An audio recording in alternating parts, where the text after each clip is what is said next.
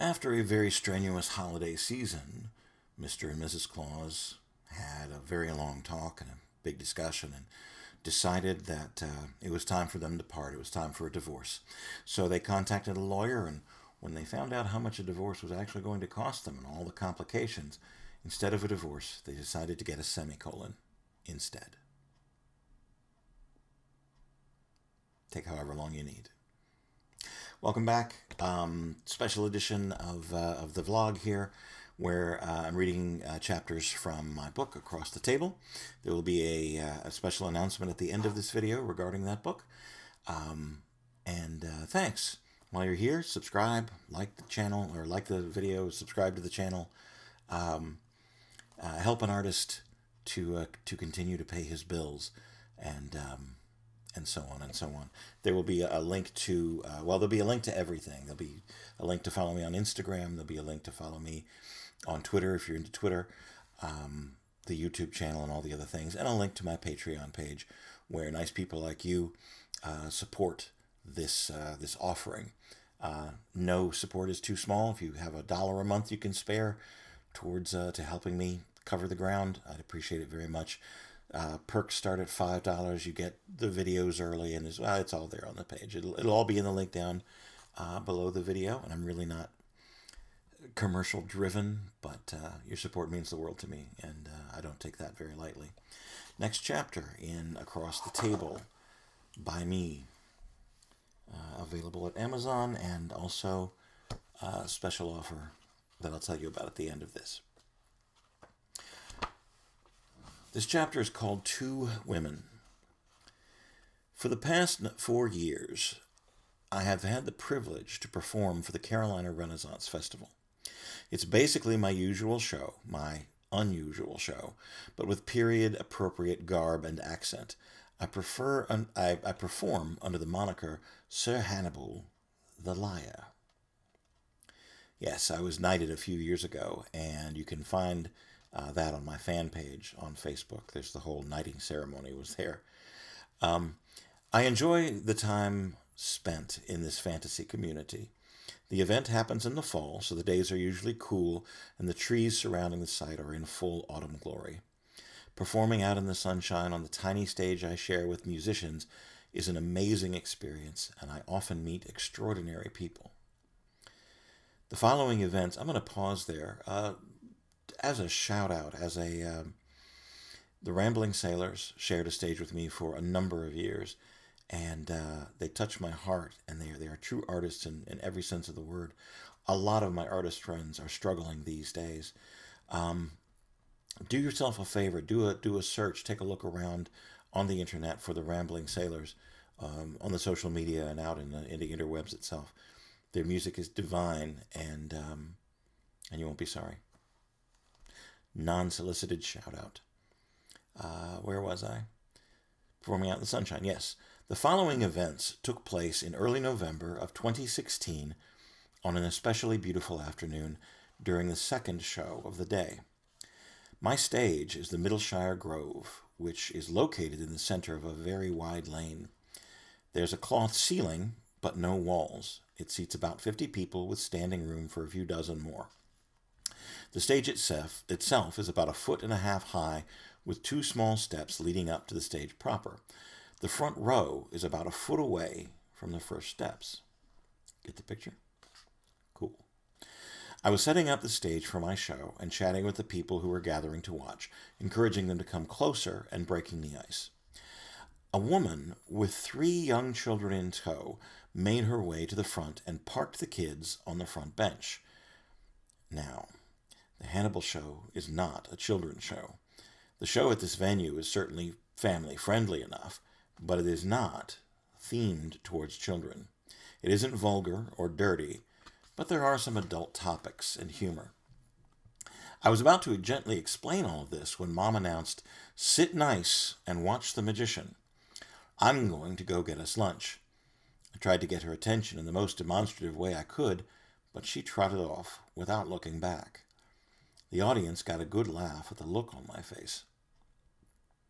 None of the staff was nearby, so there was really nothing I could do except get on with the show. To their credit, The children sat still and relatively quiet. Roughly 10 minutes into the show, Mom returned with food. I wondered how, or if, I should even address her after the show was finished. I mugged a smirk for the benefit of everyone else because Mom was completely focused on her next task. She sat down on the steps of the stage and proceeded to set out lunch. In my years of being heckled, booed, talked at, I have never seen the level of disrespect this woman showed me and her fellow audience members. I must have stood there for a full minute just watching. I glanced up at the crowd, and they were, in sections, aghast and bemused. I was so shocked I wasn't even mad. I cleared my throat. She didn't notice. I said, into my microphone, "Excuse me," and she didn't notice. So I sat down on the steps next to her and made eye contact. "Begging your pardon, madam." This is a Ren Faire, remember? "But did you happen to notice that you have perched yourself on the stage of an ongoing show?" "Yeah. So what?" she quipped. "My kids are hungry and the food tables are all full." I took a deep breath, and I calmly explained the etiquette of theater and good manners in general. Well, calmly for me, anyway. There may have been sarcasm and a biting tone involved. I invited her to A, sit on a bench and watch the show quietly, or B, pack up and find a more appropriate place. She angrily decided to go with Plan B. Before leaving, Mom pointedly took a picture of me so she could properly report my rudeness to my boss. I made sure she had the correct spelling of my name. Hey, it ain't Hannibal the Polite. The rest of the audience cheered as she left, but inside, I was angry. I was seething. I gathered myself and proceeded with the show. I got my rhythm back for the most part, and I did my best not to linger over angry thoughts, at least until I could get backstage and rant in private. The show went well, though I do admit not being at 100%. I wasn't worried about being reported. I know the management, and they know me, and they trust me. More, I was self-checking and pondering ways I might have better handled the situation. Her behavior, unfortunately, was frustrating and baffling. During the Ren Faire shows, one of my routines calls for me to compose an off-the-cuff poem about one of the ladies in the audience. It is sweet without being flirty, and complimentary without being creepy. No insults, no negative connotation. It's a nice moment. I chose, in this particular show, a young lady in her late 20s who was sitting with friends. It's hard to describe the composing process, but if her escort and her friends are smiling at the end of it, well, I've done it right. If she is smiling at the end of it, then I know I've done it right. This lady absolutely beamed at the routine, so I knew, in this case, I had nailed it. The moment took some of the sting away from my earlier encounter. I wrapped up the show with my strong ending, and I stuck around to shake hands and pose for pictures and generally talk to and more important, listen to my audience. They were very complimentary. I remember because I was down on myself about the way I had handled the way the show had initially kicked off.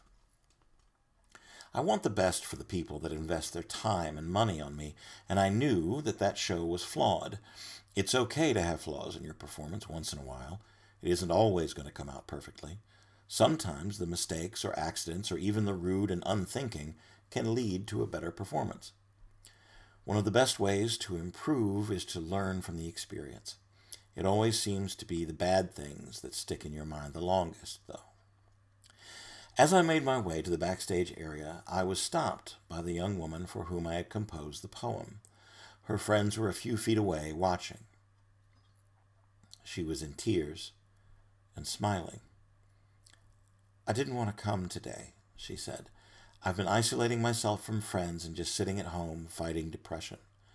My friends literally had to come to my house this morning, force me to get dressed, and come out. This day has helped to cheer me up.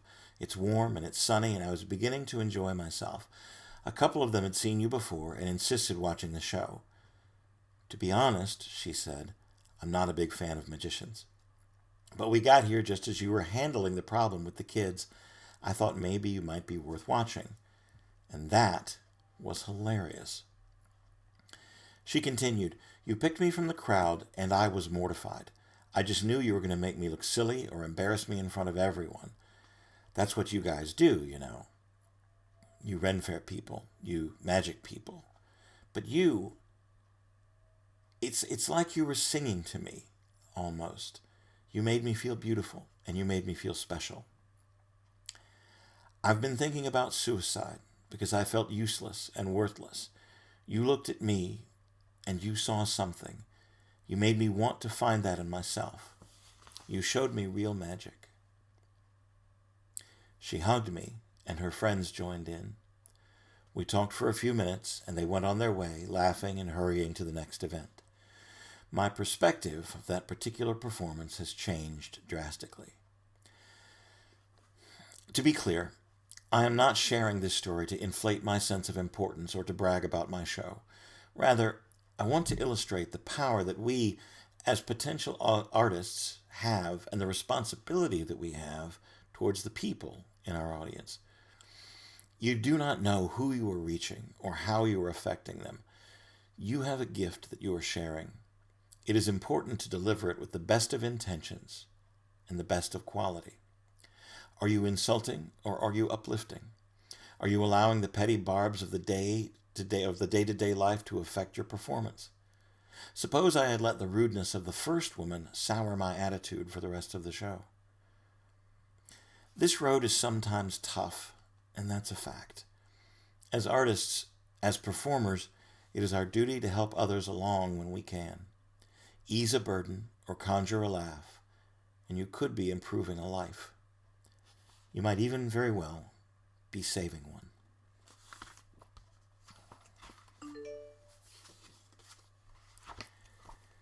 Be kind to your fellow travelers. The world has changed a lot since that summer in 2016.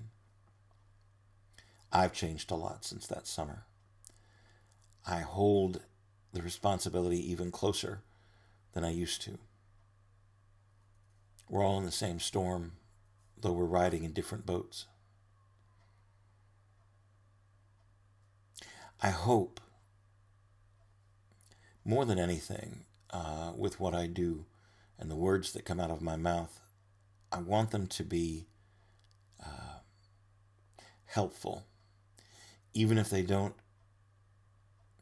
at the beginning seem to be soft or sweet.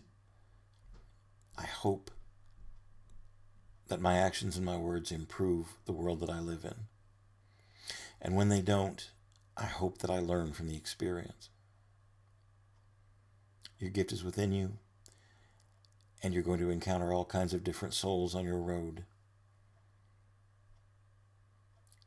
Lead with your heart, and it won't go wrong. Thanks for listening. And wherever you are, I hope there's love where you are. Right, so here's my special offer that I was teasing about. This book, Across the Table, written by me, even has my first name on the author's side because they insisted at the time that be a thing. This book, Across the Table, is available via Amazon. Because of requests, because of messages and people asking, I'm going to be selling some autographed copies, some personally autographed copies. I talked with the original publisher, and the personally autographed copies are going to have a different cover than this. It'll have a unique cover, so you'll know it's we'll go ahead and call it a collector's item, but I'm not that famous. It'll have a different cover. It'll be personally autographed by me to you personally. There'll be a very limited number. They are currently at the printers and being prepared and sent on their way. When they arrive to me, I will set up an online shop and put them out there for whoever wants one. Personally autographed, new cover, the whole deal. Same contents. exactly the same content as you would get if you bought the book on Amazon. The cost will be exactly the same. On Amazon, you pay $20 for it, both in a paperback and a Kindle version. The special autographed copy, the special new one, will be exactly the same cost, and I will pick up the shipping cost, so shipping will be free as well. So that's it. That's my special offer, and it'll be available pretty soon. They've told me they could probably get the books to me before the end of the year. We'll see if that happens. As soon as it is, there'll be a special announcement here. So, like, subscribe, make sure you catch up with everything that's going on here in my little Hannibal world. And yeah, there you go. Across the Table, personal edition, 2021, like real early in 2021. And yeah, hope there's love where you are. Talk soon.